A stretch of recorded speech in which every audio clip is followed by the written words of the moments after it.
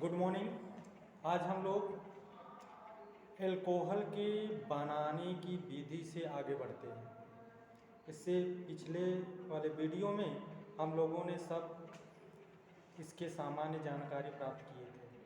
अब हम लोग स्टार्ट करते हैं कि एल्कोहल बनाने की सामान्य विधि, फिर उसके सामान्य गुण, भौतिक गुण और रासायनिक गुण, इन सब का आज अध्ययन हम लोग करेंगे। पहली बात आती है बनाने की। अगर हम सामान्य विधि की बात करें तो इसमें आता है सबसे पहले हेलोएल्केन से। हेलोएल्केन से एल्कोहल कैसे बनता है? हेलोएल्केन किसे कहते हैं? मतलब एल्किल समूह में कोई हैलोजन समूह जुड़ा होता है तो उसे हम लोग क्या कहते हैं? हेलोएल्केन। जैसे इसका सामान्य सूत्र होता है RX। इसका सामान्य सूत्र क्या होता है? RX। RX को हेलोएल्केन कहते हैं। अब X के स्थान पर तुम्हारा फ्लोरीन हो सकता है, क्लोरीन हो सकता है, ब्रोमीन हो सकता है, आयोडीन हो सकता है, इनमें से कोई भी हो सकता है। और R के स्थान पर CH3 भी हो सकता है, C2H5 भी हो सकता है, C3H7 भी हो सकता है। इन सभी को हेलोएल्केन कहते हैं। तो इन्हीं हेलोएल्केन की अभिक्रिया हम क्षार से कराते हैं तो एल्कोहल का निर्माण होता है। जैसे कि हम लोग देखेंगे कि CH3 CH2O CH3 CH2 Cl की अभिक्रिया जब NaOH से कराते हैं तो हमारा एल्कोहल का निर्माण होता है। ये सामान्य विधि है। किसी भी हेलोएल्केन से हम लोग एल्कोहल का निर्माण कर सकते हैं। ऐसी बात नहीं है कि हम केवल एथिल एल्कोहल का ही करेंगे। एथिल एल्कोहल के स्थान पर मेथिल एल्कोहल, प्रोपिल एल्कोहल कोई भी लिया जा सकता है। दूसरा है ग्रिग्नार्ड अभिकर्मक से। ग्रिग्नार्ड अभिकर्मक बहुत ही इंपॉर्टेंट अभिकर्मक है जिसका कि उपयोग किया जाता है किसी भी एलिफेटिक यौगिकों के निर्माण में प्रयोग किया जाता है। ईथर में इसका प्रयोग किया जाता है। किसमें? शुष्क ईथर। शुष्क ईथर में इसका प्रयोग किया जाता है। शुष्क ईथर में इसका प्रयोग किया जाता है और इसकी अभिक्रिया एल्कोहल बनाने के लिए हम कार्बोनिल समूह युक्त कार्बनिक यौगिकों से बनाते हैं। जैसे कार्बोनिल समूह युक्त जो कार्बनिक यौगिक होते हैं वो होते हैं एल्डिहाइड और कीटोन। तो जो एल्डिहाइड है जैसे फॉर्मल्डिहाइड है HCHO, इसको क्या कहेंगे? HCHO। यही है फॉर्मल्डिहाइड। और फॉर्मल्डिहाइड को अगर हम लोग ग्रिग्नार्ड अभिकर्मक से अभिक्रिया कराएंगे तो ग्रिग्नार्ड अभिकर्मक में R- टूटता है और MgX+ टूटता है। प्लस टूटता है तो जो प्लस वाला है वो ऑक्सीजन पर जाता है और R जो माइनस होता है वो कार्बन पर जाता है। यानी यहाँ पर देख लीजिए कि ये सिस्टम बना हुआ है, अर्थात ये तुम्हारा जो यौगिक बना हुआ है उसमें R तुम्हारा कार्बन से जुड़ा है और वो MgX तुम्हारा कहाँ जुड़ गया है? ऑक्सीजन पर। MgX से ऑक्सीजन पर जुड़ गया है। इस तरीके से फिर इसका हम लोग क्या करते हैं? जल अपघटन कराते हैं, जल से अभिक्रिया कराते हैं तो यह बहुत ही अस्थायी होता है और जल से क्रिया करके ये 1 डिग्री एल्कोहल का निर्माण करता है। यहाँ पर बनता है RCH2OH। लेकिन अगर हम एसिटल्डिहाइड की अभिक्रिया कराएं जैसे RCHO तो यह कितने सेम प्रोसेस होगा, वही होगा। R- और MgX+ टूटेगा, R कार्बन पर जाकर जुड़ेगा और MgX ऊपर जुड़ेगा।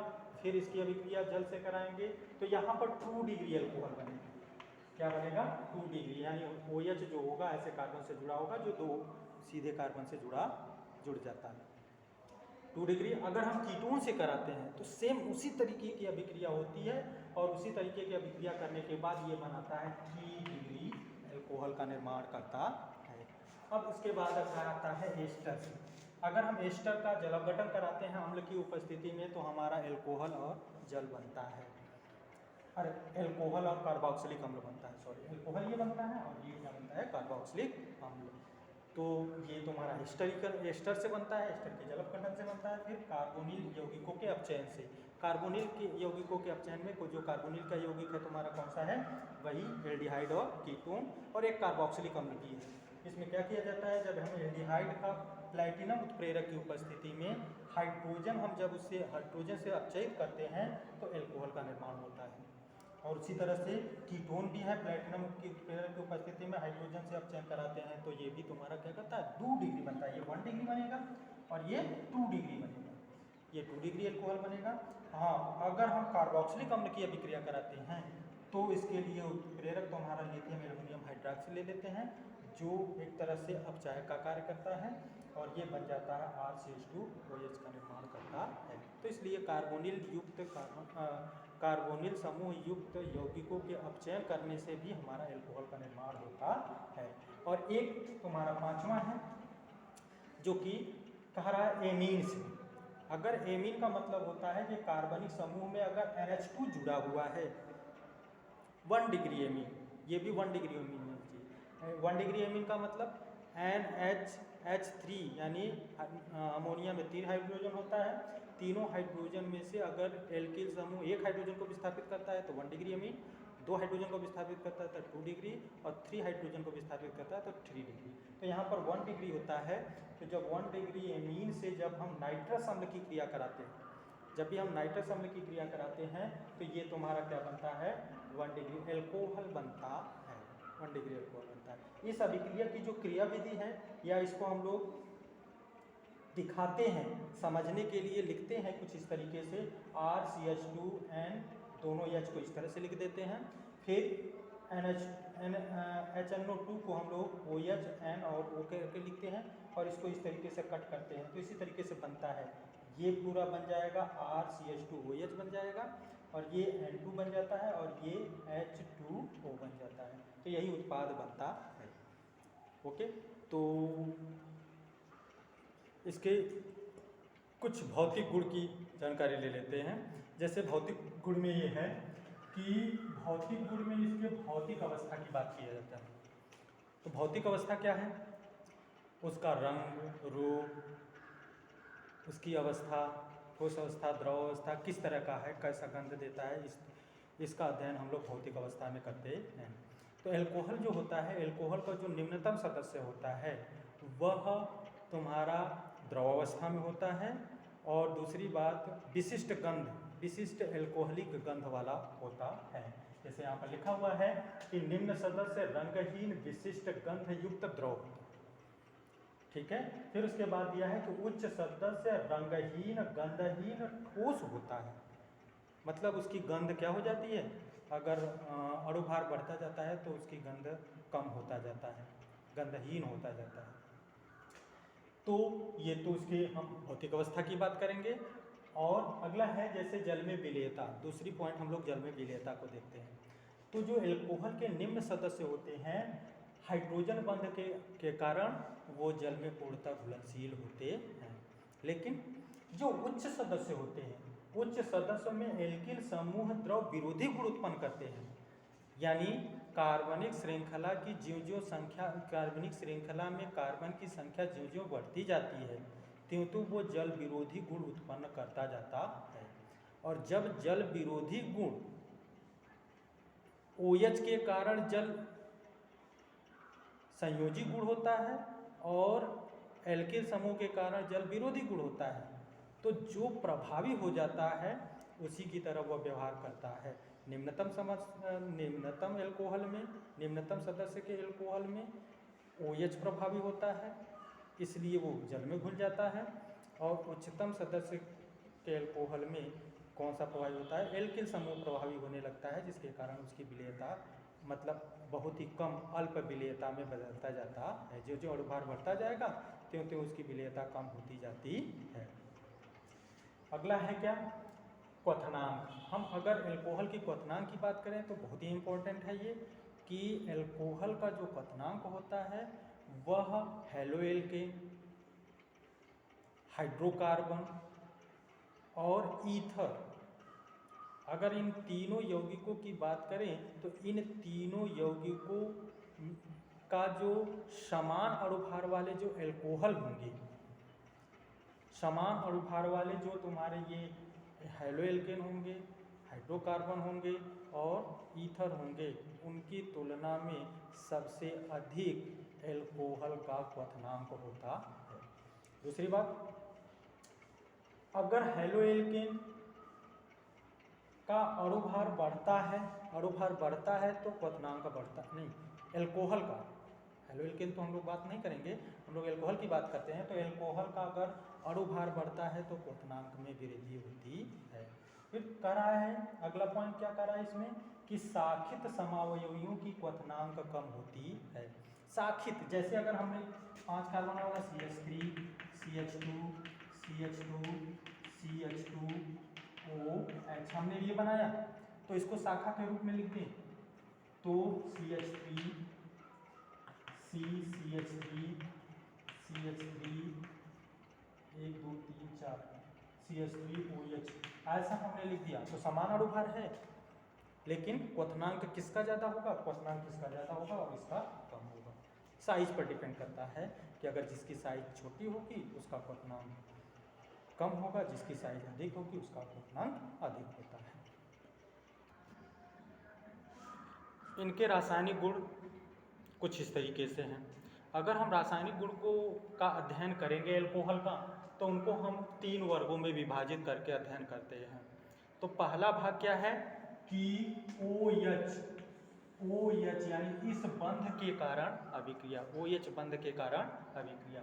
तो OH बंध के कारण अभिक्रिया को अगर हम लोग अध्ययन करेंगे तो उस अध्ययन से हमको पहला पॉइंट उसमें मिलता है कि OH के कारण यह एल्कोहल अम्लीय गुण प्रदर्शित करता है।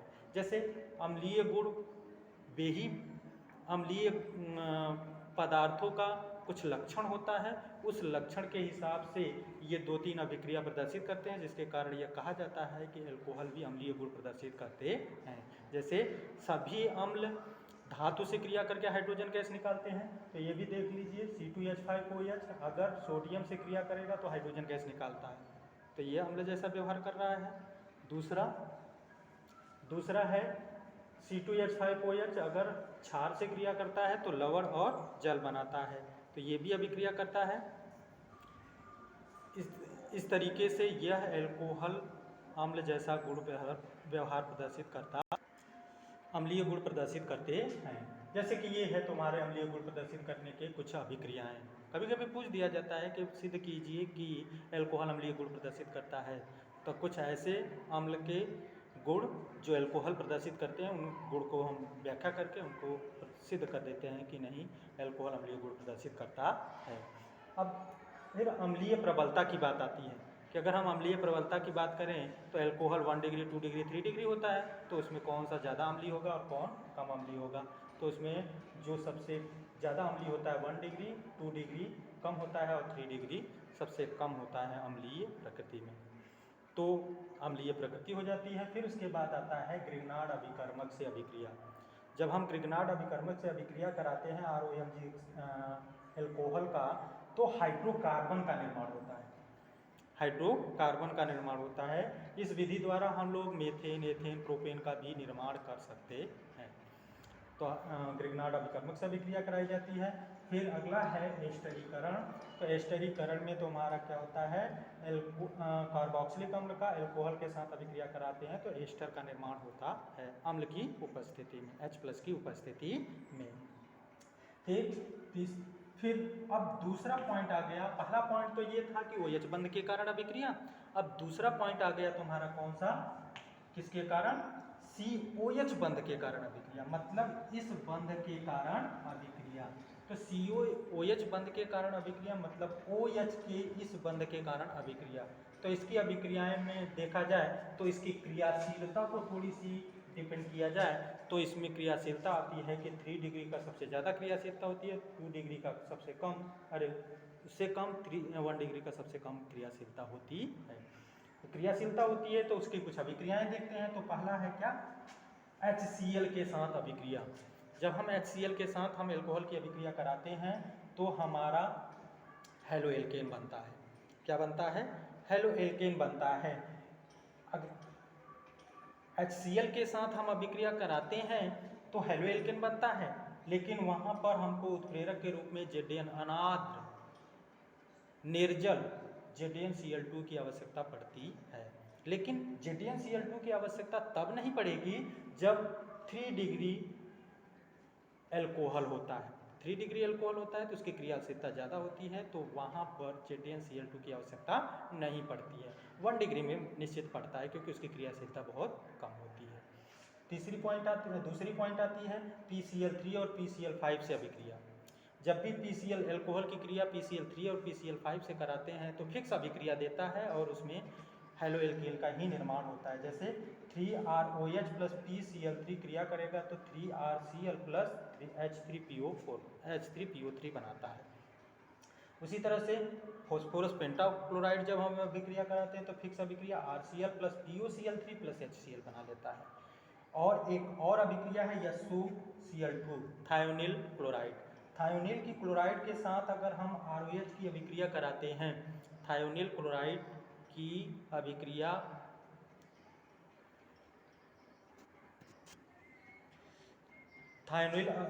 अभिक्रिया जब हम लोग कराते हैं तो ROH की अभिक्रिया जब हम लोग किससे कराते हैं, ROH की अभिक्रिया जब SOCl2 से कराते हैं तो RCl plus SO2 plus HCl बनता है। ये कहा जाता है कि यह जो एल्किल हाइलाइड बनाने की जो सर्वोत्तम विधि थायोनिल क्लोराइड से अभिक्रिया कराने पर होती है।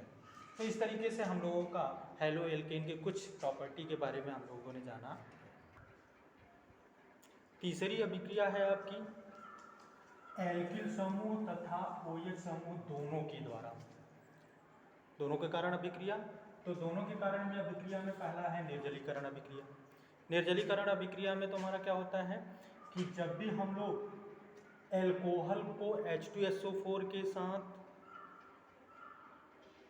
140 डिग्री सेल्सियस पर गर्म करते हैं तो यह बन जाता है ईथर निम्न ताप पर। और एल्कोहल की अधिकता में, अगर एल्कोहल की कमी होती है और टेम्परेचर ज़्यादा होता है तब क्या बन जाता है, एल्कीन बनता है। ये निर्जलीकरण में अभिक्रिया में ये इम्पोर्टेंट है, ये ज़्यादा पूछा जाता है। ठीक है। और अगला क्या है, ऑक्सीकरण। ऑक्सीकरण का मतलब है कि अगर हम एल्कोहल का ऑक्सीकरण करें, प्रबल अपचायक तुम्हारा प्रबल ऑक्सीकारक तुम्हारा K2Cr2O7 और H2SO4 की उपस्थिति, यानी इनकी उपस्थिति में हम अगर इसका ऑक्सीकरण करेंगे तो ये ऑक्सीकृत होकर पहले एल्डिहाइड देता है, फिर उसके बाद अंत में कार्बोक्सिलिक अम्ल का निर्माण करता है। तो ये ऑक्सीकरण की अभिक्रिया है। फिर उसके बाद है तुम्हारा विहाइड्रोजनीकरण। विहाइड्रोजनीकरण का अर्थ क्या होगा कि ये जो एल्कोहल है वह कॉपर की उपस्थिति में हाइड्रोजन निष्कासित करता है, और इसे गर्म करते हैं, लगभग 573 केल्विन पर गर्म करते हैं। तो ये तुम्हारा क्या बनता है, ये एल्डिहाइड बन जाता है और ये तुम्हारा क्या बन जाता है, हाइड्रोजन गैस बाहर निकलता है। लेकिन यहाँ पर अगर 2 डिग्री होगा, थोड़ी सी ध्यान देने की बात है, अगर 2 डिग्री होगा तो यह कीटोन बनाएगा और हाइड्रोजन निकालेगा। और 3 डिग्री होगा तो वहाँ पर कोई ना कोई तुम्हारा एल्कीन बनता है, डबल बंध युक्त यौगिक का निर्माण होता